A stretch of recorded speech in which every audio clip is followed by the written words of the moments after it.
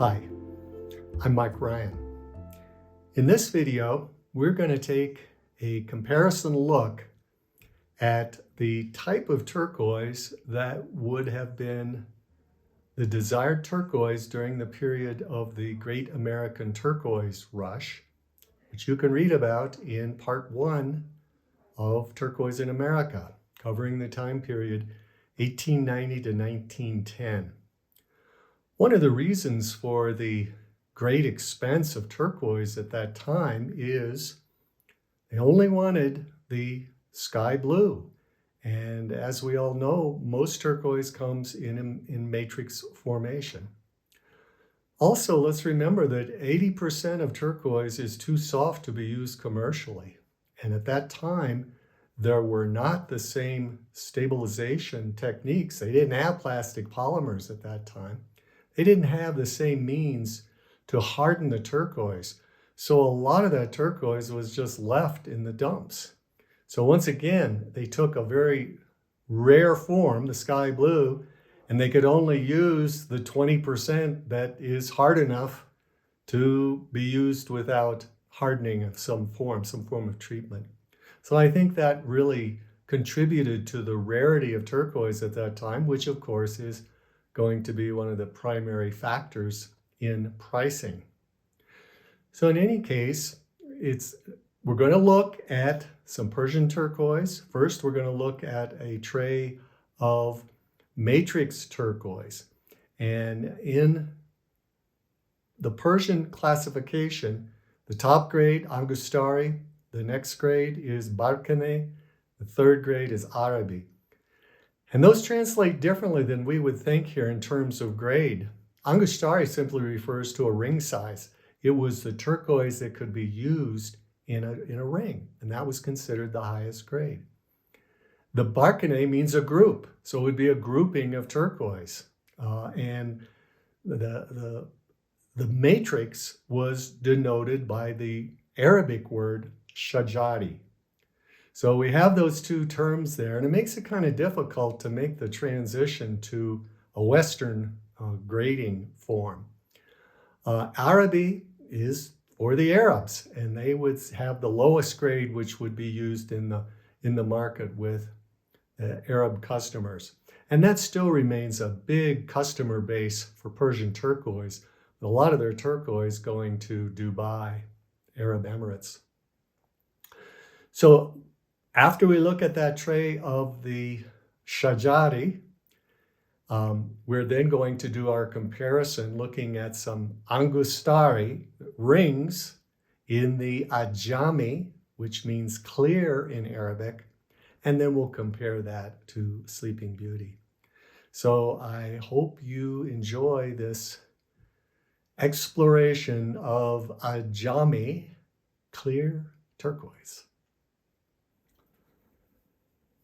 In this tray of Persian turquoise, we're going to see a very good example of mine area where we have the turquoise here on the left coming from Nishabur, as well as the turquoise, these large, magnificent cabs in the center are Nishabur. And then we have here on the right some great, wonderful examples of Kerman turquoise. And we certainly see the characteristic pyrite in these examples. I would say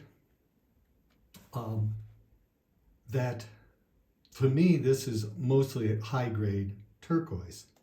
If we try to translate this into the Farsi, we have the Angustari. Now, Angustari is a term that simply refers to ring size. So it's turquoise that is of the highest grade that would be used in rings.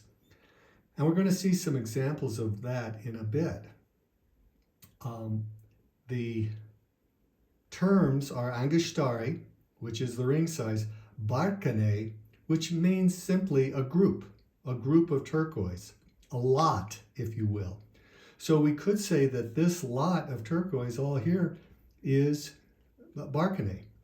Of course, this example in the center here certainly could be used as a ring size. And so we then have the third category, which is Arabi, which was the lesser grades that were designated for the Arab market. So that's just some terminology using the Farsi. Perhaps a better usage is the Arabic word Ajami, which means clear, which would be this example here. And we're going to see some other Ajami in just a moment. And the word for tree in Arabic, which is Shajara. So these Shajari, which would be many of these matrix turquoise. And I really like that word tree because we can see the branches of the tree and how someone would see that in the matrix patterns in the turquoise. I want to draw your attention to these magnificent, large examples. These two combined are over 700 carats. And look at that beautiful blue color superimposed over the pyrite matrix.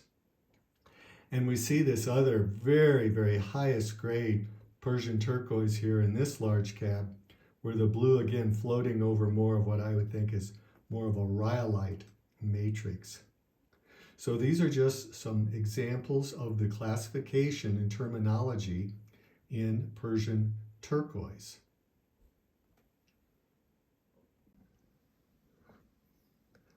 Here we have a comparison of the sky blue turquoise, and we have this from the Nishabur mine here on the left and the Sleeping Beauty mine, Globe, Arizona, here on the right.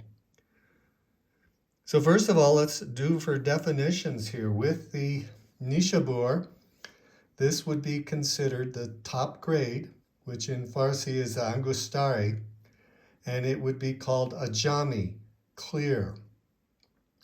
And we can see they are all the ring size, and these are quite large. I'm saying this one is probably, this is probably 40 carats, 35, 30, 27, something like that. And we can see how prized they have of this very pale sky blue color. It's showing a little bit darker here in the photograph. It's really a little bit lighter than this, but these are really magnificent stones. Here on this side from the Sleeping Beauty mine, probably the closest we would see would be this cabochon right here, and this one here, and then this bottom one would really have the closest look. Another very common look is a little darker blue from the Sleeping Beauty mine, and we see that in this beautiful Peaky Wadsworth he-she necklace of Sleeping Beauty turquoise. For me, a lot of the Sleeping Beauty compared to the Persian Ajami would be in a particular softness that the Persian turquoise has relative to the Sleeping Beauty, which has a little harder look. Some of that is just because of the saturation of the color.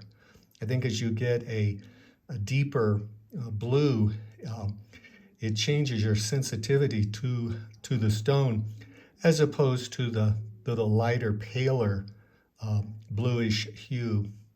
So here we have a comparison between Persian Ajami and the clear sky blue Sleeping Beauty. And these would have been the stones, the colors that everyone was looking for at the time of the Great American Turquoise Rush.